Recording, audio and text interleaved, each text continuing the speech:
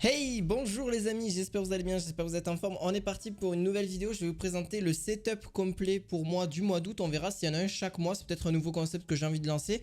Alors je vais vous présenter plusieurs produits, donc là il y a 25 produits pour pouvoir faire votre propre setup. Donc il y a bien sûr un setup PC, donc au niveau d'une tour que je vous ai sélectionné. Alors aussi d'autres écrans, aussi des claviers, des souris. Il y a vraiment un petit peu de tout. Il y a aussi même de quoi vous-même vous installer tranquillement sur votre petit siège. Donc il y a aussi des cartes graphiques, j'en ai sélectionné 4 en fonction de voilà pour le mettre sur le setup. Et en plus de ça, vous retrouverez tous ces liens en description. Donc là, on est parti pour la sélection Amazon.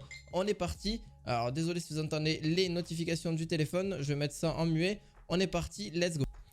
Alors oui, pour le premier produit, nous sommes sur un écran Acer, donc avec le G-Sync et aussi vous allez pouvoir justement jouer en 1 temps milliseconde, donc vous avez du Full HD, donc c'est un écran 240 Hz. Vous pouvez prendre soit le 24 pouces, soit l'autre un petit peu plus petit, ou une dalle IPS, donc ce sont 3 dalles IPS à ce niveau-là, en Full HD, donc vous avez soit 240 Hz ou un petit peu plus bas, mais aussi du 240 Hz avec 1 milliseconde de latence, mais vous en avez un autre avec même pas 1 milliseconde de temps de latence, 0,1 milliseconde, donc après il est un petit peu plus cher. C'est pour ça qu'il fait que c'est un très bon écran. Donc c'est G-Sync, c'est fait pour les cartes Nvidia. Sinon vous avez son petit frère, le plus petit, donc en 24 pouces et pour du AMD FreeSync. Donc vous avez la tâche justement si vous êtes un gamer vraiment pour pas trop cher. Vous avez un sacré bon écran pour seulement 200-300 euros. Alors oui, c'est sûr, ça fait une petite... ça fait quand même un petit billet, mais l'avantage que vous avez sur ces écrans-là, donc bien sûr, il y a plusieurs ports. Hein, il y a un port HDMI, port DisplayPort, etc. Il n'y a pas de souci de ce côté-là. Il se règle super bien. Franchement, il n'y a rien à dire à ce niveau-là. Au niveau du réglage, et puis en plus de ça, vous avez un petit trépied assez sympa. Et même plus tard, si vous souhaitez, je vais vous présenter aussi un petit trépied que vous allez avoir. Donc vous pourrez mettre aussi cet écran sur trépied. Donc vous allez juste enlever le trépied qu'il y a là et mettre voilà mettre sur celui-ci. Ça vous fait davantage de place et en plus de ça, c'est beaucoup plus pratique pour le déplacer quand vous voulez, quand vous souhaitez, sans aucun souci. Nous partons sur le second objet, donc bien sûr c'est le Wano. Alors Wanuo, donc c'est un trépied, c'est un support écran que j'avais déjà présenté il y a quelques temps de ça, mais c'est vraiment très bon, c'est de très bons supports écran pour justement fixer de 13 à 27 pouces, donc c'est quand même très grand comme écran. Et vous pouvez mettre voilà, du Full HD, du 1080p, du 4K, il n'y a pas de souci comme écran, il n'y a aucun problème, ça supporte un poids, si je vous dis pas de bêtises, de 8 kg maximum, c'est quand même vraiment sympa. Donc vous avez quand même 8 kg pour celui-ci pour 49,99 €. Je sais pas si je vous l'ai dit, mais un petit abonnement, un petit pouce bleu, ça fait toujours plaisir, ça soutient bien évidemment la chaîne. Et on est bientôt 4800 et ça on s'approche aussi des 5000, donc n'hésitez pas, ça fait plaisir. On est parti donc pour le troisième. Donc voilà, c'est un support écran classique que vous avez fixé sous votre bureau et vous pouvez mettre jusqu'à 2 écrans. Donc faites bien attention que votre écran que vous achetez est compatible justement pour brancher justement à l'arrière. Si vous n'avez pas de port arrière, ça serait bête de vous le prendre. Et je vais aussi vous présenter justement une souris. Donc la souris justement RGB Gaming. Alors c'est vraiment une toute petite, la XTR Fi. Donc c'est vraiment une petite souris très sympa, très épurée d'ailleurs. Gaming aussi, donc filaire par contre là aussi là-dessus, donc vous n'avez pas de problème de batterie ou quoi que ce soit, donc là au moins elle va durer dans le temps.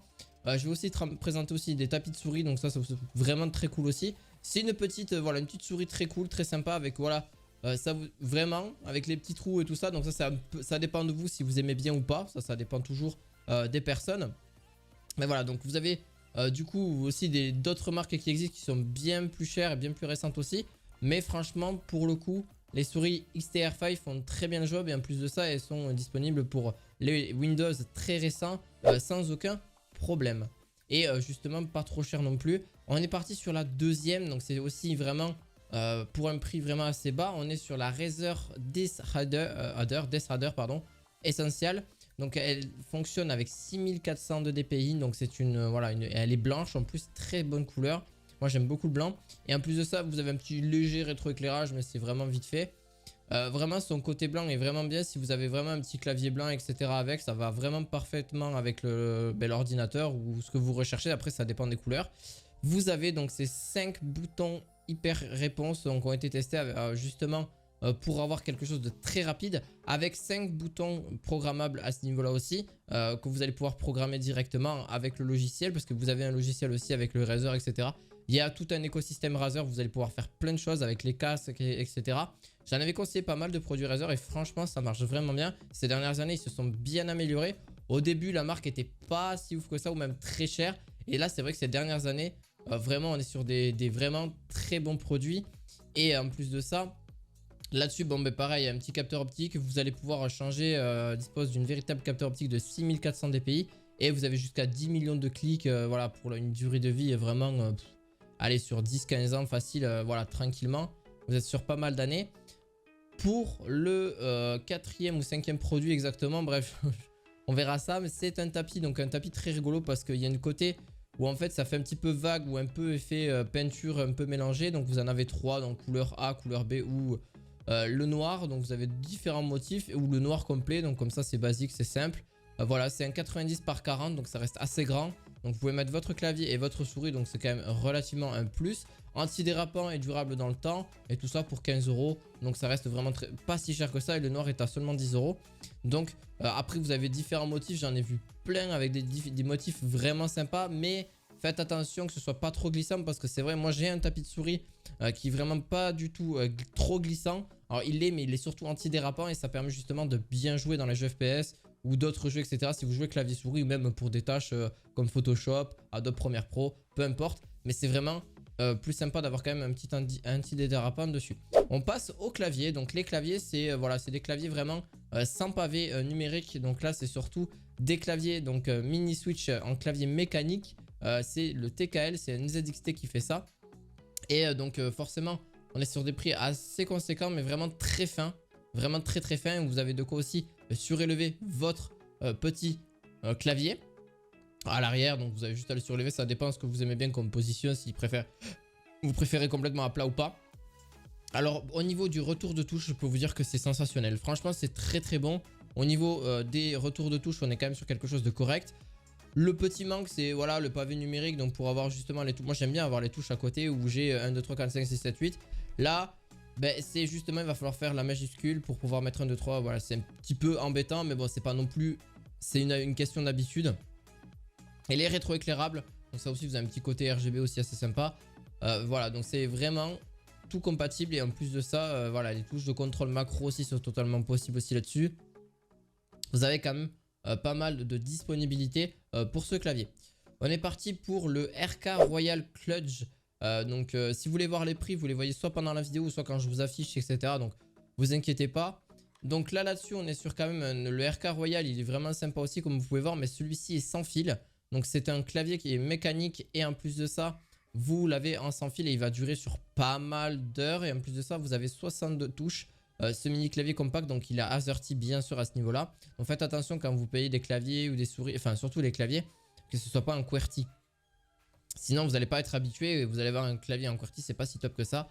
Donc voilà, vous l'avez en mode filaire, donc si vraiment vous avez plus de batterie, etc. Mais franchement, rien que déjà juste le côté batterie, il dure vraiment longtemps. Vous avez juste 18 modes de rétroéclairage, ce qui est juste complètement énorme. C'est des marques que vous connaissez peut-être pas, mais qui arrivent sur le marché et qui peuvent bien concurrencer des grosses marques comme Logitech, etc. Alors je dis pas que forcément c'est le meilleur, etc. Mais c'est tout aussi sympa. Alors désolé si vous entendez des bruits extérieurs, j'ai un peu ouvert la fenêtre. Mais voilà, c'est pour question de ne pas avoir trop chaud non plus. Par la suite, donc il est compatible aussi sur des systèmes comme Android ou iOS, donc des téléphones ou Windows ou Mac sans aucun problème. Sauf qu'il n'y a pas de pavé numérique supplémentaire. Donc pour voir les touches 1, 2, 3, 4, 5, 6, 7, 8, 9. Voilà. Donc vous allez vraiment pouvoir être tranquille. Et en plus de ça, vous avez un petit logiciel qui est juste le Driver Management Software de chez Royal Kludge qui va permettre justement de changer, la couleur des touches. Genre sur une seule touche, vous mettez une couleur, etc. C'est ça qui fait la force aussi de ce clavier. Et en plus de ça, il est mécanique. Donc que demander de plus? Voilà, donc franchement, petite en description pour celui-ci. Donc n'hésitez pas à mettre un gros pouce bleu parce qu'à mon avis, on en a pour un tout petit moment. Je vais vous présenter le Logitech G435. C'est justement un petit casque que vous allez pouvoir retrouver aussi en description de vidéo, mais qui a plusieurs couleurs différentes. Là, il est en noir. Il est vendu d'occasion, mais vous pourrez bien sûr en trouver des neufs sans problème à 33 €. Donc environ une trentaine d'euros pour ce casque là. Mais il vous fournit quand même un très bon micro, faut le savoir, en sans fil, donc un bon micro intégré. Vous pouvez le mettre sur PC, PS4 et PS5 parce que je vous vois arriver en mode oui, mais est-ce qu'on peut le mettre New Cringe sur PC, PS4, machin? Bien sûr, vous pouvez le mettre sur PC, PS4, PS5, mobile, Nintendo Switch sans aucun problème. Alors bien sûr, il faudra le connecter peut-être en filaire ou à la rigueur, si vous n'en êtes pas sûr du tout, faut savoir que le sans fil marche très bien sur le PC. Mais voilà, donc faites attention aussi, bien que ce soit vraiment un très bon casque, surtout pour la première entrée de gamme. Logitech fait vraiment des trucs vraiment bas de gamme, mais quand même très haute qualité. Enfin, quand je dis du bas de gamme, c'est pas mauvais, c'est juste qu'ils sont moins chers par rapport à d'autres claviers et souris qu'ils ont. Donc par exemple, vous allez avoir quand même une faible latence et quand même une durée juste d'autonomie d'environ 18 heures au niveau de la batterie. Voilà, donc permettant de jouer avec vos amis, écouter de la musique toute la journée sans aucun souci de ce côté-là. Vous avez un micro intégré à l'intérieur, on vous entend super bien et tout ça pour une 30-40 euros. Ça reste vraiment un clavier relatif, enfin un casque vraiment pas si cher que ça. On est parti pour le prochain. Donc le prochain c'est un support de casque. Alors pourquoi j'ai pris un support de casque? Ben forcément je me dois de vous dire que les supports de casque sont juste trop bien. Moi je m'en sers et franchement c'est quand même un plus. Et pour ça c'est vraiment pas cher parce qu'en plus de ça vous le mettez, voilà, vous mettez n'importe quel casque, hein, les Audio-Technica, les Sony, les Sennheiser, les Bose, les Shure, les AKG, les casques, voilà, même, voilà, sans aucun problème. Vous pouvez même mettre du bailleur dynamique. Je mets un bailleur dynamique dessus. Et parce que j'aime beaucoup cette marque aussi, au niveau des casques, ils sont vraiment très bons. Et je voulais pas les forcément présenter aujourd'hui parce que j'en ai fait beaucoup de vidéos déjà dessus. Donc là, vraiment, très bon casque, enfin, très bon support de casque que vous pourrez, voilà, installer votre petit support de casque dessus. Voilà, si vous jouez plus pendant un temps, eh bien, vous le posez dessus. Ça évite qu'il se salisse et au moins il est à votre portée, il est juste à côté de vous. Voilà, c'est pas pour la place que ça prend. Voilà, ça évite qu'il se salisse principalement. Et puis en plus de ça, c'est vraiment tranquille. Et puis hop, vous prenez votre casque et c'est parti. Vous refaites une session de jeu ou une session de travail sans problème. Et oui, qui veut dire j'ai parlé des casques, je vais vous parler forcément des micros. Donc j'ai trouvé un petit micro vraiment sympa. Donc c'est un micro USB comme vous vous en doutez bien, avec déjà tout dedans. Donc vous avez un kit de microphone avec le bras, avec le support, justement le filtre anti-pop. Vous avez un support justement de suspension pour éviter tout ce qui est vibration, etc. Mais c'est juste exceptionnel. Et en plus de ça, vous avez même un autre support micro. Voilà, pour un peu plus petit, mais voilà, franchement, vous avez le kit complet en fait. Vous avez un kit de microphone complètement complet, même avec une petite bonnette si vous le souhaitez. Donc voilà, ça reste vraiment un très bon microphone, pas si cher que ça, et pour vous en servir pour des vidéos YouTube, etc. Ça peut être sympa pour commencer, ça peut être vraiment très cool, et tout ça pour 56 euros. Donc c'est vrai qu'on a un kit vraiment très complet pour pas si cher que ça. Donc moi je vous invite, si vraiment vous en avez besoin, et si vous n'avez pas forcément un gros budget, ça peut vraiment, je pense, être une bonne affaire et vraiment avoir quelque chose de très correct. Et en plus de ça, vous avez un câble de 2,50 m. Donc comment vous dire que c'est relativement long. Alors c'est un USB, donc il faudra le brancher soit sur PC. Alors bien sûr sur console, à voir si ça fonctionne. Voilà, c'est un cardioïde, donc ça veut dire qu'il capte que votre voix. Donc c'est parfait pour justement communiquer si vous êtes tout seul dans la pièce. C'est excellent justement. Et en plus de ça, c'est vraiment un bon micro et vraiment qui coûte vraiment peu cher. Voilà, il capte super. Il faut faire juste très attention parce qu'il est censé, il y a peut-être un paramétrage à faire parce que il capte aussi les sons un petit peu environnants. Donc voilà, un léger paramètre à faire, mais sinon vraiment super sympa. On part aussi sur le prochain, donc c'est une marque un petit peu au-dessus, enfin c'est la même marque mais c'est une gamme au-dessus, c'est Fifine qui fait ça encore aussi. Donc là c'est justement Fifine qui fait ça avec le micro justement, vous n'avez pas la perche, par contre vous avez l'anti-suspension et un micro un petit peu plus haut de gamme. Donc pareil, plug and play très facile à mettre aussi. En USB type C par contre pour celui-ci, donc franchement on vous entendra très bien aussi. On est sur quand même 110 euros au niveau du prix, donc ça reste vraiment correct. Mais celui-là, vraiment, c'est pareil, un cardioïde aussi. Pour le podcast, la diffusion en continu, YouTube, il est juste excellent dans son domaine. Voilà, franchement, il n'y a rien à dire pour celui-ci. Vous avez aussi donc le GT. Alors là, on va parler aussi, là, je vous ai dit qu'on allait en parler des... ben oui, mais oui. J'ai dit que j'allais en parler, ce sont les fauteuils gaming. Donc les fauteuils gaming, alors oui, pourquoi j'en fais encore la promotion? Parce qu'en vrai, ça reste quand même de très bons fauteuils. Même si vous croyez que oui, c'est bien d'avoir un fauteuil ergonomique, etc. Parce que oui, c'est actuellement la tendance. Mais je dis pas que c'est pas forcément mauvais. Hein. Mais je dis pas que les fauteuils forcément de bureau sont très mauvais non plus. Parce qu'ils sont très ergonomiques aussi. Vous avez aussi des coussins. Alors que sur des fauteuils ergonomiques, vous n'en avez pas forcément. Celui-là, il est aussi ergonomique. Donc que ce soit pour votre dos, etc. Vous avez aussi quand même un bon accoudoir. Un reste en plastique. Moi, c'est un petit peu gênant pour ces... C'est le seul truc contraignant, c'est les accoudoirs que j'aime pas énormément sur les fauteuils gaming en général ou même des fauteuils. Donc C'est souvent en plastique, il n'y a pas de rembourrage, il n'y a rien, donc voilà. Par contre, là, l'avantage, vous pouvez pencher votre petit dossier, donc voilà, à plusieurs degrés. Au niveau penché, vous pouvez jusqu'à 160 degrés, donc quasiment vous couchez sur votre siège. Donc vous êtes un peu tranquille si vous souhaitez vous reposer, etc. Donc voilà, 360 degrés, facile d'utilisation. Franchement, il n'y a rien à dire. Vous avez une hauteur d'assise réglable de 46 à 56 cm. Donc comment vous dire que c'est pas mal du tout. Pour le prochain, on est sur... Alors forcément, aussi sur le même prix au niveau. Donc on est sur 199 euros. Donc un bureau, pareil, un siège ergonomique en cuir. Bien rembourré à l'arrière, c'est l'avantage de celui-ci. C'est légèrement dommage. Enfin, il pourra se pencher un petit peu. Enfin, il peut se pencher jusqu'à 150 degrés, mais je trouve pas forcément suffisant. Ça reste justement... Alors pourquoi je l'ai pris? Parce que justement, il a ce côté rembourré. Vous avez différentes couleurs, du bleu, du rouge, du blanc, du champagne et du gris. Donc vraiment très sympa aussi. Mais voilà, c'est ce côté rembourrage que j'aime bien justement pour le dos qui peut être sympa sur plusieurs années. Moi, par exemple, j'ai un siège que j'ai depuis 4 ans maintenant et que je vais pas trop tarder à changer non plus. Mais voilà, c'est à peu près la même gamme que c'est justement que j'ai pris là. Donc il ressemble quasiment copie conforme à celui-ci mais en noir. Donc voilà. On est parti pour la config, celle que vous attendez depuis le début de cette vidéo. Donc la config, qu'est-ce que je vous ai prévu? Ah bah alors un Intel Core i5. Donc voilà, de 12e génération. C'est la base un petit peu aujourd'hui. Qui va se mettre sur une carte mère avec compatible en LGA 1700.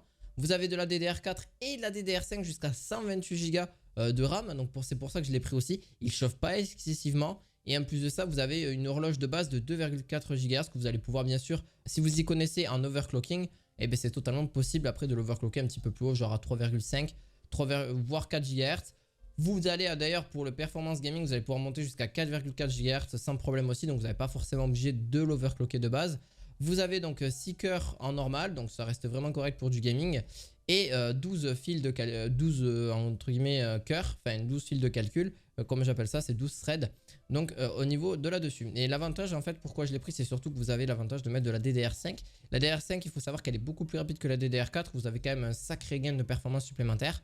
Donc c'est quand même pas mal. Je vous ai pris la petite carte mère Gigabyte B660. Donc c'est du ATX. Donc pour celle-ci, donc elle est assez grande. Vous allez pouvoir mettre 4 ports de RAM directement. Vous allez pouvoir mettre aussi bien sûr des SSD en M2. C'est des plus petits SSD. Je vais d'ailleurs vous en conseiller un juste après. Vous allez pouvoir mettre une carte graphique sans problème.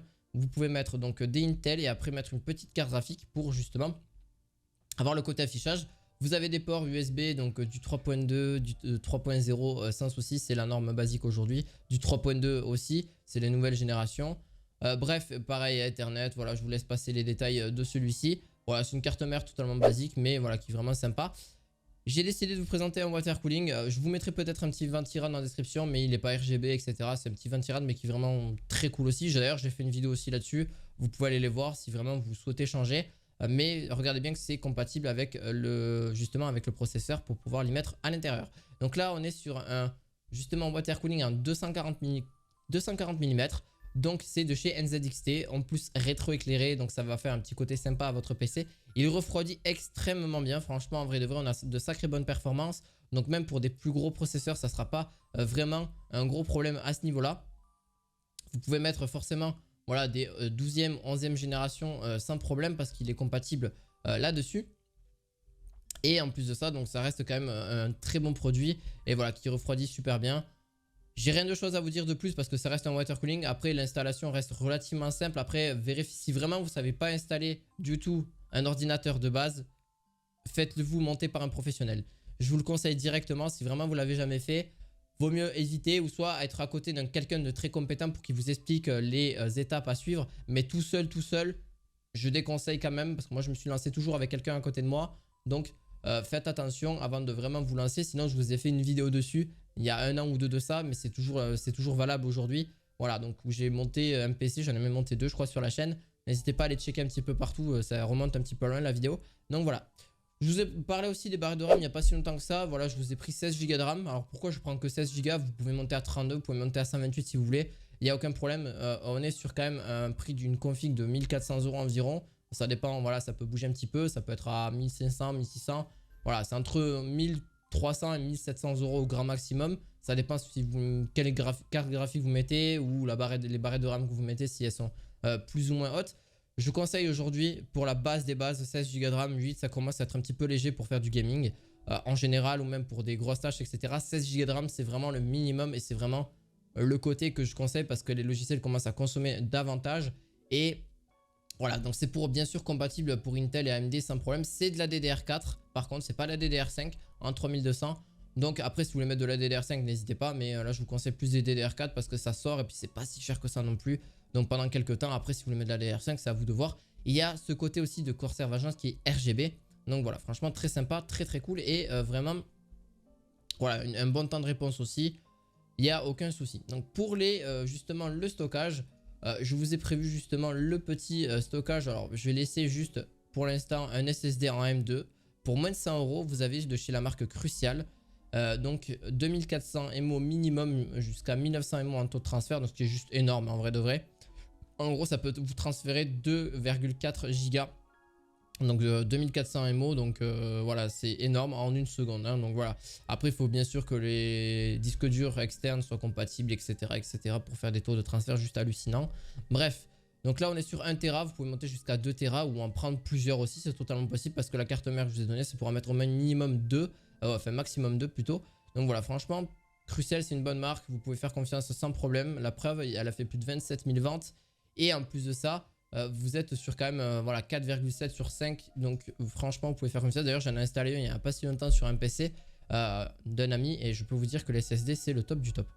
Vous avez donc le NZXT H510, donc c'est un boîtier que j'ai sélectionné. Justement vous avez justement donc de quoi mettre votre alimentation. On passera sur l'alimentation juste après. Pourquoi j'ai choisi celle-là et pas une autre. Là vous avez aussi des anti-dépoussiérants, donc vous avez de quoi mettre aussi votre water cooling en 120 mm. Enfin, parce que c'est quand même, il est assez grand, donc mesurez bien en cas. Mais normalement, il est totalement compatible là-dessus. Donc justement pour l'ATX et vous avez de l'USB 3. Génération 2, donc à l'avant. Et en plus de ça, donc il s'allume assez facilement. Vous avez aussi de quoi mettre du SSD ou même des disques durs HDD sans problème. Ne vous inquiétez pas là-dessus. Vous pouvez mettre, alors au niveau des water cooling, vous pouvez mettre des 140 mm maximum au niveau de celui-ci.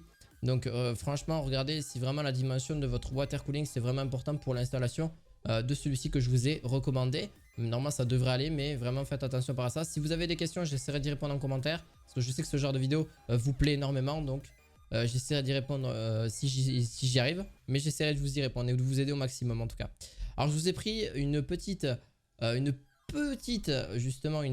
de la marque Seasonic Focus, une alimentation pareil Gold plus, donc vraiment certifié à ce niveau là. Donc au niveau voilà, de la foudre etc, ça reste relativement correct. C'est un petit peu moins cher mais vous avez du 750 watts. Donc c'est pour ça que j'ai pris du 750 watts pour être un peu large. Parce que si vous voulez après pourquoi pas prendre un peu plus haut en termes de processeur, un truc beaucoup plus puissant, un i7 ou un i9, ça sera toujours davantage mieux. Et puis mettre des cartes graphiques beaucoup plus puissantes, pourquoi pas. Voilà, c'est pour ça que je vous ai pris celle-ci. Bien sûr, elle est modulaire, donc entièrement modulaire. Donc vous allez pouvoir la customiser tranquillement de votre côté. Donc vous allez pouvoir mettre tous les câbles que vous souhaitez, voilà, que vous avez nécessairement besoin pour justement faire marcher votre ordinateur.